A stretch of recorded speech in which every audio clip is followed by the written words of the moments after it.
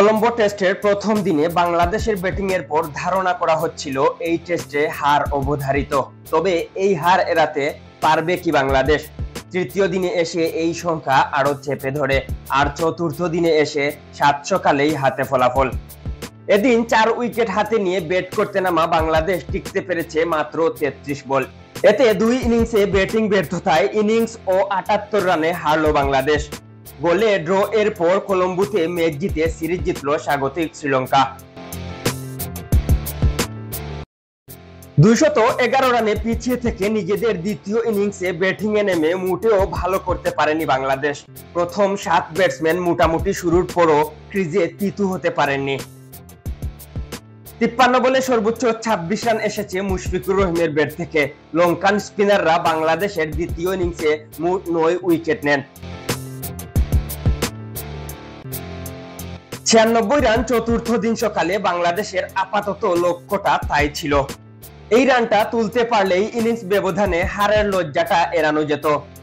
সেটা করতে হলে বড় ভূমিকা পালন করতে হতো লিটন দাসকে। তার সঙ্গে ছিলেন তাইজুল ইসলাম, যিনি প্রথম ইনিংসে খেলেছেন 30 রানের ইনিংস। ফলে কাজটা অসম্ভব ছিল না। শেষ স্বীকৃত ব্যাটার লিটন দিনের দ্বিতীয় ওভার আর পঞ্চম বলে আউট হয়ে গেলে কাজটা প্রায় অসম্ভবই হয়ে যায়। তবে যে বলে আউট হয়েছেন লিটন, তাতে তার করার ছিল সামান্যই। ফুলার লেন্থের বলটা সামনে ঝুঁকে ডিফেন্স করতে চেয়েছিলেন লিটন, তবে বলটা সেখানে পড়ে দারুণ বাঁক নিয়ে বেরিয়ে গেল অফ স্টাম্প ঘেঁষে। আর সেটাই সর্বনাশ করে দিল বাংলাদেশের উইকেট রক্ষক ব্যাটারের। তার ব্যাটের কানায় ছুঁয়ে যাওয়া বলটা উইকেটের পেছনে চলে যাওয়ায় কুশল মেন্ডিস বলটা গ্লাভস বন্দি করতে ভুল করেননি একটুও। এর ফলে লিটনের ইনিংস শেষ হয় 14 রানেই। বাংলাদেশের 7 ব্যাটারই আউট হলেন 2 অঙ্ক ছুঁয়ে। বাংলাদেশকে এরপর ইনিংস হার এড়াতে হলে মিরাকলের মিরাকল ঘটাতে হতো, সেটা আর হয়নি। নাইম হাসান স্টাম্পড হলেন লিটন বিদায় নেওয়ার 12 বল পরেই। প্রভাত জয়সূরিয়ার পরের ওভারে তাইজুল ফিরতি ক্যাচ দিলেন তাকে। তাতে 5 উইকেট পূরণ হয় লঙ্কান বাহাতি স্পিনারের। আর বাংলাদেশের ইনিংস হারটা হয়ে যায় সময়ের অপেক্ষা। সে অপেক্ষাটা খুব বেশি বড় হয়নি। পরের ওভারে আক্রমণে আসা থারিন্দু রত্নায়কের বলে এলবিডব্লিউর ফাঁদে পড়েন এবাদত হোসেন। চতুর্থ দিনে বাংলাদেশের ইনিংস থেকে মোট 34 বল।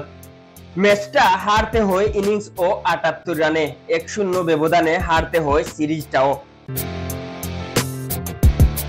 অন্যদিকে কলম্বো টেস্টে ব্যাটিং ব্যর্থতায় শ্রীলঙ্কার কাছে ইনিংস ও 78 রানে হারের পর টেস্টে অধিনায়কের দায়িত্ব ছেড়ে দেওয়ার ঘোষণা দিয়েছেন নাজমুল হোসেন শান্ত।